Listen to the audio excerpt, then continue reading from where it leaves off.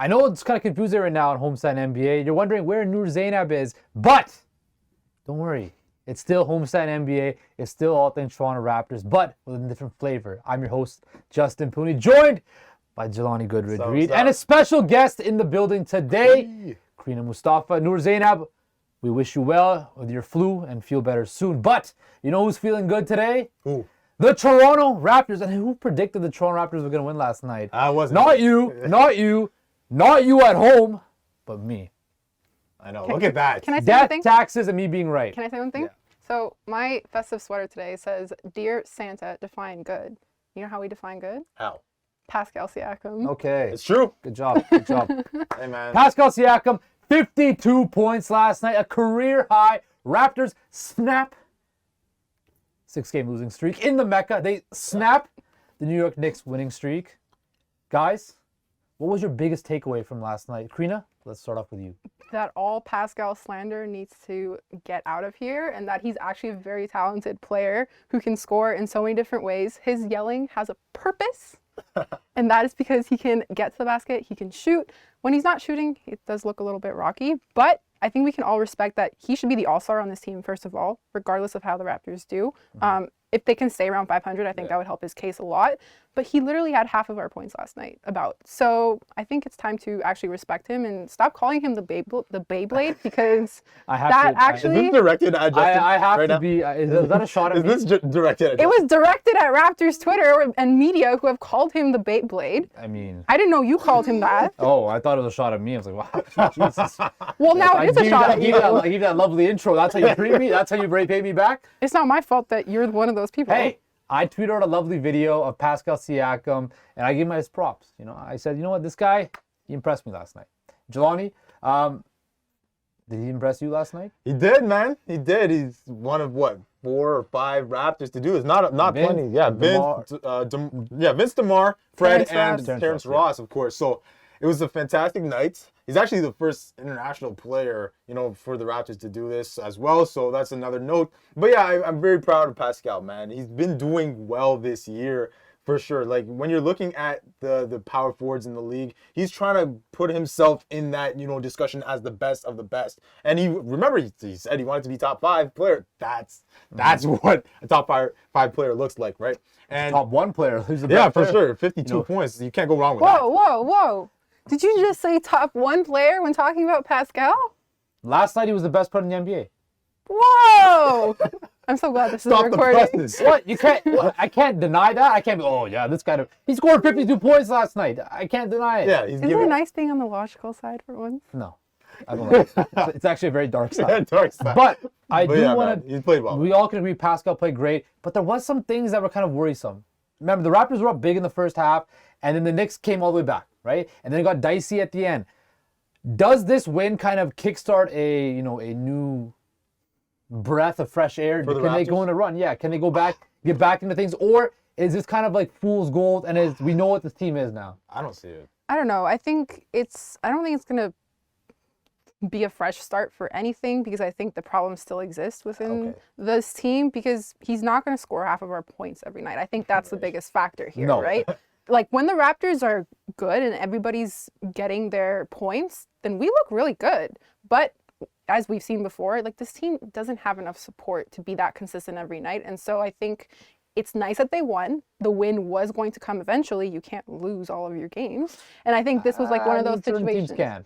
Okay, well, I don't think the Raptors would be in that situation, No, because they're I not- think they're not that once they started to lose that many games in a row, it was new territory. Like they were hitting a new record. Like they hadn't had like 5-game, 6-game skid in a really First long one time. in 10 years. Decade plus. Exactly. So I think the win was going to come eventually for them, but does this solve anything or like make a new winning start for them? I don't think so. Now, Fred VanVleet had 28 points, as well as pretty much the Fred and Pascal show last night that carried him to victory.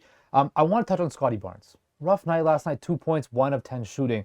When you guys watch the Raptors play and you see Scottie Barnes' performance, I find it's very inconsistent. You saw at the end of the game against Brooklyn last week, he was aggressive, going to the rim, making plays that you would think he would make. And then sometimes he falls in love with the jump shot too much. He gets kind of passive. Karina, what do you think is going on with Scottie and his game? And is it just a funk, or are there bigger issues with his game, and including health being one of them?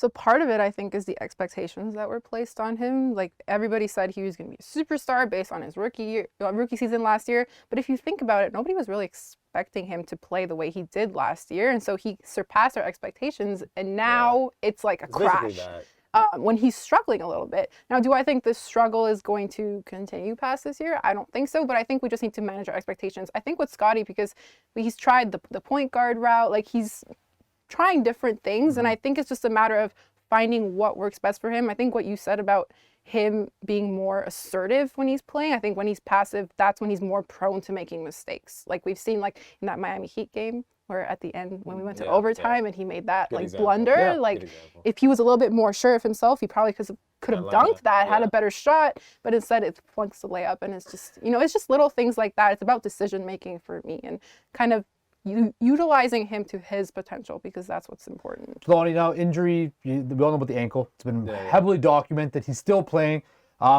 Is it time to maybe just be like, and I've been saying this numerous times, right? Is it time to just let Scottie rest that ankle and just let him get 100% healthy, 110% healthy? Because as this season goes along and moving forward to the years to come, he's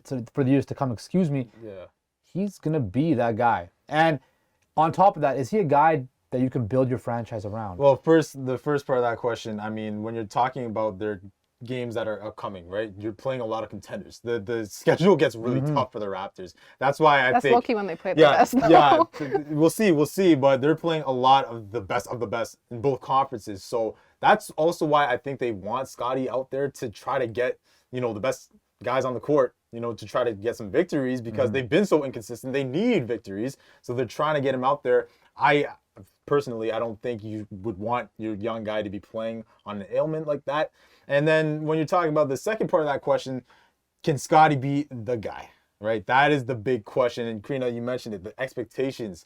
Look, coming out of Florida State, okay, he was regarded as the biggest project among the guys coming out in the top 10, okay? So we didn't even know how we would look. We knew the defense was there with the Seminoles. It was always there. But the offense, that was the one question mark, I should say. And when you talk about Cade, Evan Mobley, Wagner, okay, when you're talking about those guys that came out in that class, obviously, forgetting one, Jalen Green. And Suggs as well, right? So those were guys that really demonstrated who they were already. We knew, right? So I think this is more so of a question mark with Scottie. Moving forward, I do expect him to continue to progress, continue to develop, right? And I think he'll be a good, solid guy for the Raptors moving forward. I expect future All-Star appearances for Scottie Barnes. However, will he be a 1A? Will he be the dude that is a top 10? Because remember, last year, after that Rookie of the Year, a lot of Raptors Twitter said Scottie Barnes is going to become Giannis. Scottie Barnes is going to become the top 10 guy in the National Basketball Association. Magic Johnson. Magic Johnson. I even saw Somebody that. I thought Justin, it happened. It happened. What? It happened. Yeah.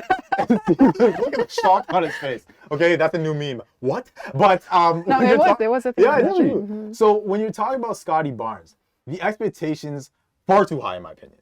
Far too high. I think he's gonna be an all-star, probably multiple times. Right, which would be really good. Right, you don't always hit. Okay? It's a lot of misses when it comes to the drafts. So that's that. However, when you're talking about the superstar effect, I don't see it. Okay, it's really early. He's in the second year, but what I would say is I do believe though, at some point, Masai, Bobby, they're gonna want to build around Scottie Barnes. Right, they're gonna try to see what happens this season. Some guys might leave. We don't know what Gary Trent's situation is gonna be like. Fred, we don't know, but at some point, I do expect them to build around Scottie Barnes. We'll see. Well, the Raptors are looking to start a new winning streak. They take on the Cleveland Cavaliers next, a team that just beat the brakes off the Milwaukee Bucks. Yeah. Very interesting. Quickly, Raptors win that game? No. I don't think so. They're gonna struggle. They're gonna struggle against the Cavs defense. They're not gonna have a good shooting night. She changed my mind. I was gonna say yes, but well, we're all gonna go to Cavs. But on behalf of myself, Jelani Goodridge, and most importantly, our host Noor Zainab and Krita Mustafa, we want to wish you all a Merry Christmas and a Happy Holidays, and we will see you guys in 2023.